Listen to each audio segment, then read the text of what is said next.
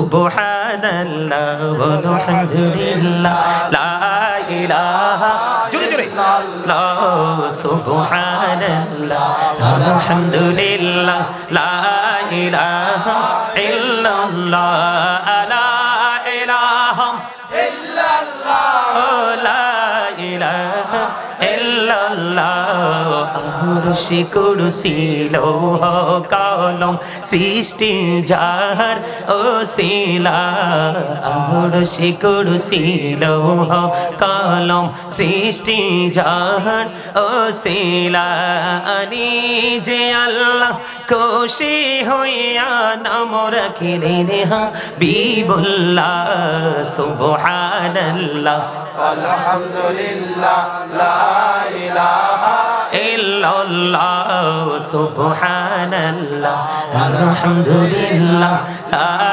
ইলাহা ইল্লাল্লাহ লা ইলাহা ইল্লাল্লাহ লা ইলাহা ইল্লাল্লাহ নবী আমার নূরের পুতুল জগৎ করলেন ও জালা নবী আমার নূরের পুতুল জগৎ করলেন ও জালা রোজ হাসরে করবেন তিনি উম্মতের ফয়সালা সুবহানাল্লাহ আলহামদুলিল্লাহ লা ইলাহা ইল্লাল্লাহ সুবহানাল্লাহ আলহামদুলিল্লাহ লা ইলাহা ইল্লাল্লাহ লা ইলাহা ইল্লাল্লাহ লা ইলাহা ইল্লাল্লাহ লা ইলাহা ইল্লাল্লাহ মুহাম্মাদুর রাসূলুল্লাহ সাল্লাল্লাহু আলাইহি ওয়াসাল্লাম। জিকিরটা কার হৃদয়ে শান্তি আনছে কোন তো? কার কার মনে শান্তি লাগে? হাত তুলে দেন না। সবাই খুশি হয়েছেন জিকিরটা করতে পারে? আলহামদুলিল্লাহ। আসলে খুশি তো হন নাই। প্রতিদিন দুই ধরনের খাবার জোগাড় করতে হয় একটা মানুষকে। কয় ধরনের? একটা হলো দেহের খাবার।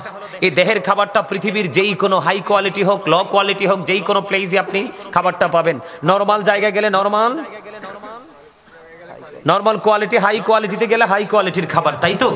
কিন্তু রুহের খাবারটা যেই কোনো জায়গায় পাওয়া এটা স্পেসিফিক ভাবে কিছু নির্দিষ্ট জায়গা এবং সময় আছে, সেখানে গেলে সেটা মিলে যায়।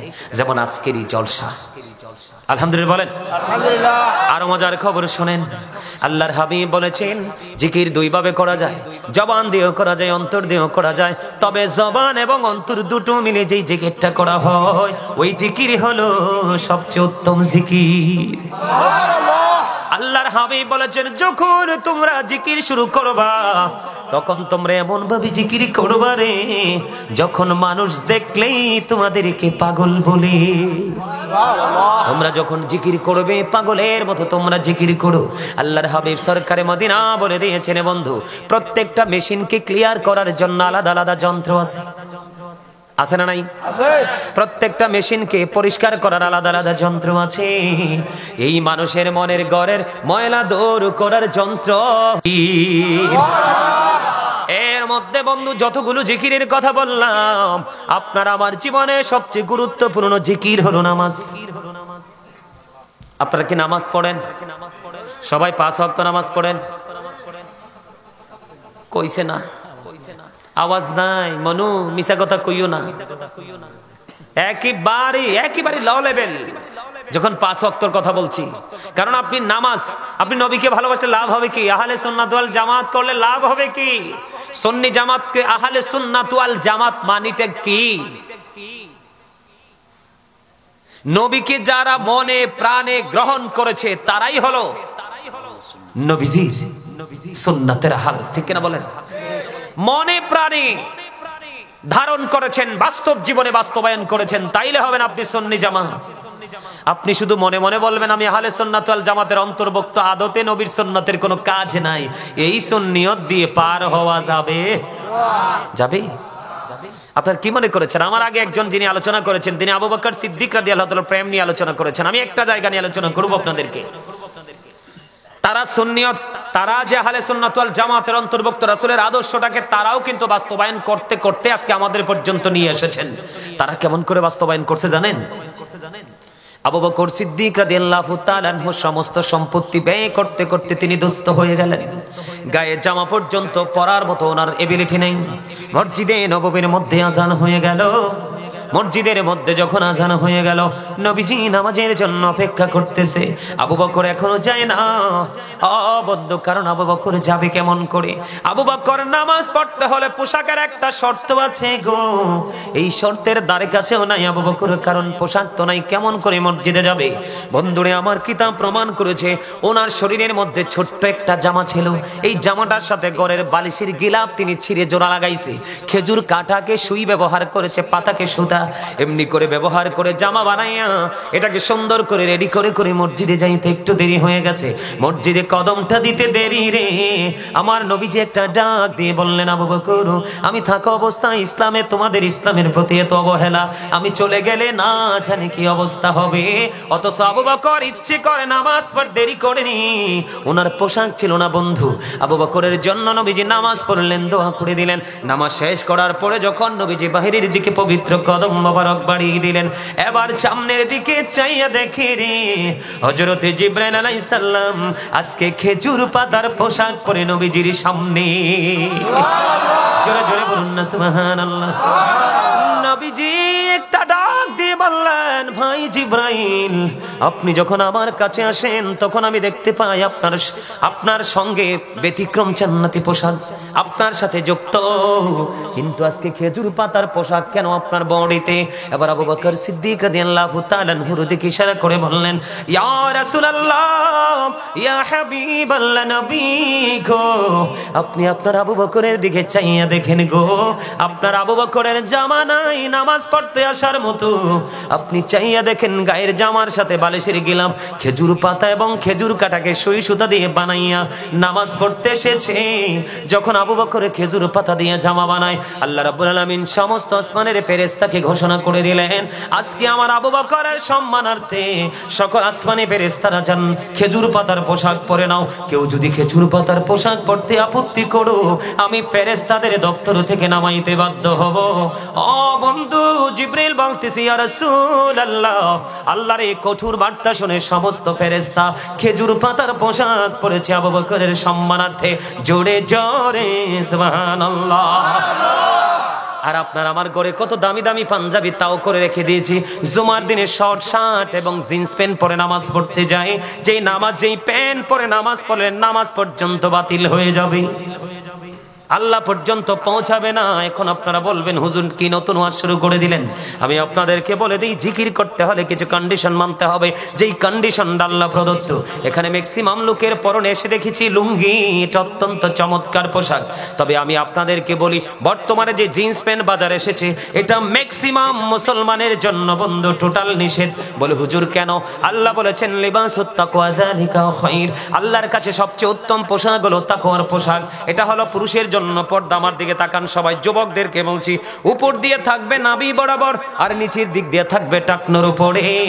এই সীমাবদ্ধতার মধ্যে বজায় রেখে পোশাক পরা ইমানদার পুরুষের জন্য ফরজ। ইচ্ছে করে যদি আপনি পোশাকটা নাভির নিচে নামিয়ে দেন, ওই দিক দিয়ে টাকনোর নিচে নামিয়ে দেন, আপনি আল্লাহর ফরজকে তরক করেছেন। এই পোশাক পরে আপনি নামাজ পড়তে যাবেন, আল্লাহ পর্যন্ত এই নামাজ পৌঁছাবে না বন্ধু। বুখারী শরীফ থেকে আমি ছোট্ট একটা হাদিস শরীফ আপনাদেরকে শোনাবো। আপনার আমার প্রাণের নবী সরকারে মদিনা, তিনি কি করতেছেন? মসজিদের মধ্যে অবস্থান করতেছেন। জনৈক ব্যক্তি এসে নামাজের নিয়ত বাঁধলেন। নবীজি তার দিকে তাকায়া দেখলেন তার পোশাকটা টাকনোর নিচে ঝুলতেছে। নবীজি বললেন, তুমি ওযু করে আসো। তিনি নামাজ ভেঙে ওযু করতে গেলেন, আবার তিনি ওযু করে আসলেন। আসার পরে আবার তিনি নিয়ত বাঁধলেন, কিন্তু নিচের পোশাক কিন্তু টাকনোর উপরে এখনো উঠায় নাই। নবীজি আবার বললেন, তুমি নামাজ ওযু করে এসো। আবার তিনি ওযু করতে গেলেন নামাজ ভেঙে, আবার তিনি ওযু করে আসলেন। এর মধ্যে আল্লাহর হাবিবকে প্রশ্ন করা হলো, ইয়া রাসূলুল্লাহ, বারবার আপনি কেন কথাকে বলছেন ওযু করার জন্য? আমার নবীজি বলেছেন, কিয়ামত পর্যন্ত সে নামাজ পড়তে পারবে গো, তার নামাজ আল্লাহর দরবারে কবুল হবে না। কারণ মুসলমানের জন্য যে পোশাকের ফরজটা বেঁধে দিয়েছে, এই পোশাক থেকে, সেই ফরজ থেকে সে আউট হয়ে গেছে। জোরে জোরে বলেন নাউজুবিল্লাহ। সবচেয়ে বড় লজ্জার খবর হলো, এটা লজ্জার বিষয় নয়, জানার বিষয়। শুক্রবার দিনে যে 5 ওয়াক্ত নামাজ পড়ে না, সপ্তাহে 6 দিন নামাজ পড়ে না, সেও কিন্তু জুমা পড়তে যায়। যাই কি যায় না? ম্যাক্সিমাম যুবক দেখবেন জিন্স প্যান্ট পরে, শর্ট শার্ট অথবা শর্ট গেঞ্জি পরে যায়। আমি নিজের চোখেও দেখেছি, যখন একজন ব্যক্তির উপর দিয়ে লম্বা জামা থাকে না, সে যখন রুকুতে যায় 100% পিছনের কাতার থেকে তার লজ্জাস্থানটা দেখা যায়। কথা বলেন না কেন? আমি কি ভুল বলতেছি? লুঙ্গি বলেন, প্যান্ট বলেন, পায়জামা বলেন, ট্রাউজার বলেন, যেটাই বলেন, ইমানদার পুরুষ হিসাবে আল্লাহ রাব্বুল আলামিন অর্ডার করেছে আপনাকে কি করতে হবে? উপর দিয়ে নাভি বরাবর অথবা উপরে আর নিচের দিক দিয়ে টাকনুর উপরে। যেই যুবক আল্লাহর অর্ডারকে উপেক্ষা করে টাকনুর নিচে ঝুলিয়ে ঝুলিয়ে পোশাক পরবে, তার যৌবন যদিও সে তাগড়া জোয়ান হয়, তার যৌবন ধীরে ধীরে কমতে থাকবে। এখন আমাদের মধ্যে অনেক মেয়ে দেখা যায় অসভ্য। কথা কন না কেন? এমন ভাবে পায়জামাটা পরে হাতটা একটু পাড়ে একটু উঠাই, মাইন্ড করেন না, এর দূরে এই জায়গায় থাকে। কথা বলেন না, থাকে কিনা?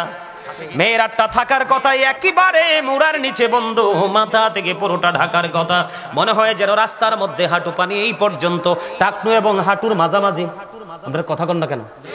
আপনারা কি দেখেন না? আমি শুধু একলাই দেখি, সবাই দেখেন না?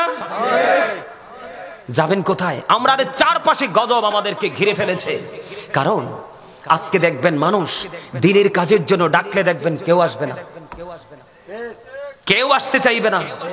2-4 জন ছাড়া সমাজের, তাও নিরহ দরিদ্র মানুষগুলো আগে আসে, বড় লোকগুলো টাকা খুঁটে পুরায়। আজকে বলেন যে যেই কোনো একটা আধুনিক গানের শিল্পী আসবে, এখানে কনসার্ট হবে, দেখবেন সাউল পর্যন্ত নিয়ে আসবে আপনার কাছে। এটার মানেটা কি জানেন?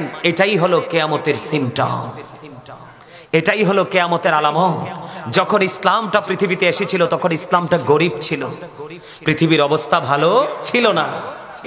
যখন ইসলাম পরিপূর্ণ হলো পৃথিবীর মধ্যে শান্তি পরিপূর্ণ ছিল। ঠিক কিনা বলে? আবার এখন ইসলাম গরিব হয়ে যাচ্ছে। এই আমার দিকে তাকান, এই যে দেখেন যে ছেলেগুলো টুপি ছাড়া আসছে, একটার মাথার চুল কাটার স্টাইল বালা না। আমি এক্সাম্পল দিচ্ছি আপনাদের, কি রাগের বিষয় না তো? দেখেন এদের মাথা কিন্তু আল্লাহ বেলের মতো গোল করে বানাই দিছে। কি কইরা?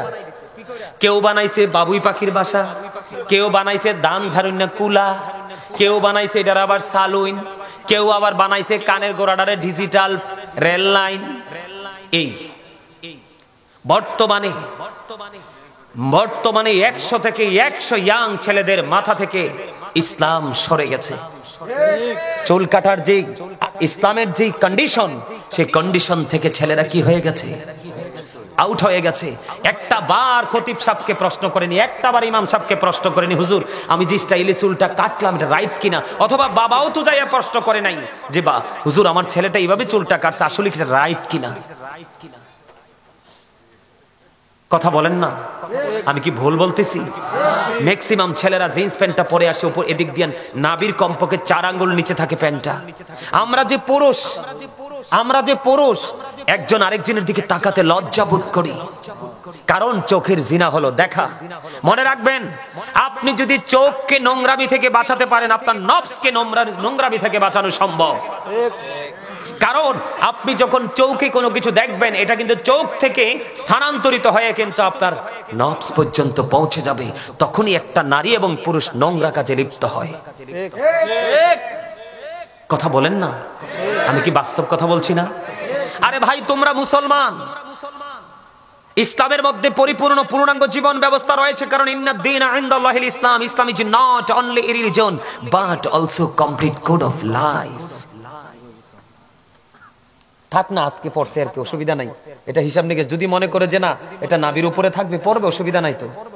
যদি মনে করে যে না হুজুরের কথা অনুযায়ী, আল্লাহর আইন অনুযায়ী নাবির উপরে আমি রাখতে পারবো, তো জিন্স প্যান্ট পরেন। তবে নিষ্ঠার দিকে খেয়াল রাখতে হবে বেশি করে। বুখারী শরীফের মধ্যে আসছে যে যিনি ইচ্ছে করে, কি করে? ইচ্ছে করে কন্টিনিউ টাকনুর নিচে ঝুলিয়ে ঝুলিয়ে পোশাক পরবে, তার ঠিকানা জাহান্নাম। তার ঠিকানা কোথায়? আবু বকর সিদ্দিক রাদিয়াল্লাহু তাআলা আনহু নবীজির এই ভয়ঙ্কর হাদিসগুলো শোনার পরে বললেন, ইয়া রাসূলুল্লাহ, আমি সব সময় আমার পোশাকটাকে টাকনুর উপরে রাখি, মনের অজান্তে এটা নিচে নেমে আসে গো নবী।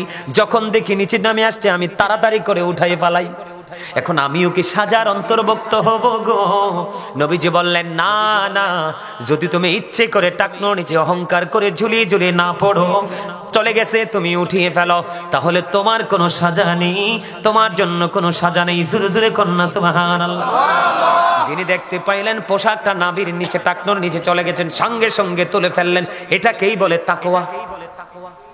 কি এটাকে বলে ভয়। আমার দিকে তাকান। আল্লাযীনা আমানু, যারা ঈমান এনেছে, ওয়াকানু ইয়াত্তাকুন, এবং তাকওয়া অবলম্বন করেছে, লাহুমুল বুশরা, তাদের জন্য সুসংবাদ, ফিল হায়াতিদ দুনিয়া, দুনিয়ার জীবনে, ফিল আখিরা, এবং পরকালের জীবনে। আল্লাহ কথা দিয়েছেন, ঈমানদার হওয়ার পরে যদি তোমরা ভয় করতে পারো, তাহলেই তোমরা উভয় জাহানের সুসংবাদ প্রাপ্ত।